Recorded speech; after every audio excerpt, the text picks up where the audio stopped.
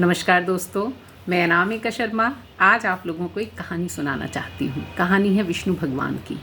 एक बार विष्णु भगवान जो है पृथ्वी की तरफ देख रहे थे और मंद मंद मुस्कुरा रहे थे। तो तभी वहाँ नारद मुनि पहुँचे और उन्होंने उनको प्रणाम किया।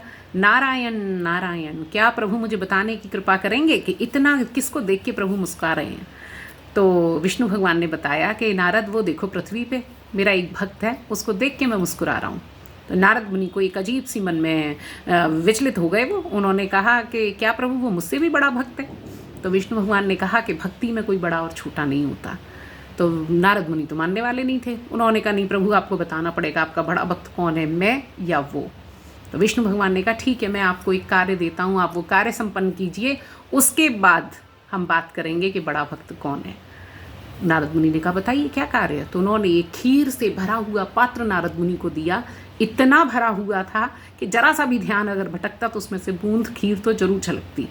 तो उन्होंने कहा ये जाके आप माता रानी को दे आइए और याद रहे इसमें से एक बूंद भी खीर छलकनी नहीं चाहिए। नारद मुनि ने कहा ठीक है, मैं ऐसा ही करूँगा। नारद मुनि ने वो पात्र लिया और नारायण नाम लेते हुए वो चलने लगे। लेकिन जैसे जैसे वो सफ़र तय कर रहे थे, खीर का प्रेशर उन पर बढ़ता जा रहा था, क्योंकि खीर छलकने को बिल्कुल तैयार थी।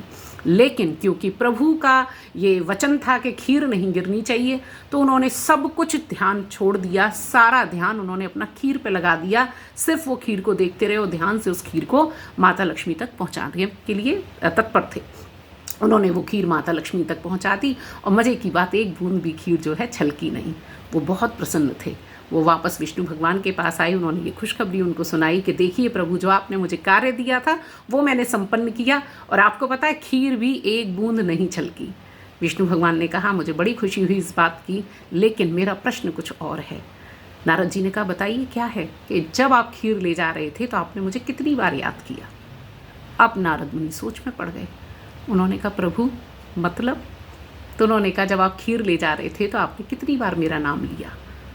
तब नारद मुनि को याद आया कि जब वो खीर ले जा रहे थे तो शुरुआत में उन्हें विष्णु भगवान याद थे, वो नारायण का नाम लेते हुए जा रहे थे। लेकिन जैसे जैसे खीर का प्रेशर बढ़ रहा था वो भूलते जा रहे थे और सारा ध्यान उनका खीर पे था। वो उस पल नारायण बोलना भी भूल गए। तो वो एकदम हैरान हो गए।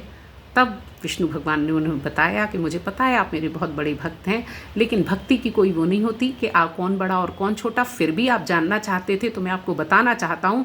मैं उस व्यक्ति को देख के इसलिए मंद मंद मुस्कुरा रहा था कि वो अपने घर में बूढ़े माँ बाप, पत्नी, बच्चे सबकी सेवा करता है। वो किसान है, खेती भी करता है, मेहनत भी करता है, अपने बैलों की रक्षा करता है। सब कुछ देखते हुए वो जो भी कार्य करता है प्रभु को समर्पित करते हुए करता है। वो हर पल हर कार्य के बीच में मुझे याद रखता है। कहने का मतलब ये है कि ज़रूरी नहीं है कि आप बैठेंगे 1 घंटे और माला जाप करेंगे तभी आपकी भक्ति को आंका जाएगा कि आप कितने बड़े भक्त हैं। अगर आप भक्त हैं तो मन में जो भी कार्य करें तो प्रभु को समर्पित करके करें। तो इसके बड़े सारे फ़ायदे हैं कि एक तो आप कोई गलत कार्य नहीं करेंगे, क्योंकि प्रभु को समर्पित हम कोई गलत चीज़ नहीं करते हैं। हम जिस भी धर्म को मानते हैं, हमारे जो भी भगवान हैं, हम जिसको भी मानते हैं उनको हम समर्पित करें और हर कार्य को करेंगे तो सारे कार्य अच्छे होंगे। और जो भाव, जो हम सारा मन का वो रखते हैं प्रभु के प्रति, वो कार्य हमेशा अच्छा ही और सही ही संपन्न होगा। तो कहने का मतलब प्रभु का ये था, वो ये ज्ञान देना चाहते थे कि बड़ा और छोटा कुछ नहीं होता। हर पल आपको अपने मन में ये भावना रखनी चाहिए कि आप प्रभु का भी नाम लेते रहें और आप जिस आश्रम में हैं उसके भी कार्य संपन्न करते रहें। कोई कार्य छोड़ के एकांतवास में जाना ही केवल पूजा नहीं होती है। आप जिस आश्रम में हैं उसको कार्य को करते हुए भी प्रभु को याद रख रहे हैं, ये है सबसे बड़ी पूजा, सबसे बड़ी भक्ति। तो आज के लिए इतना ही। फिर मिलते हैं एक नई कहानी के साथ। नमस्कार।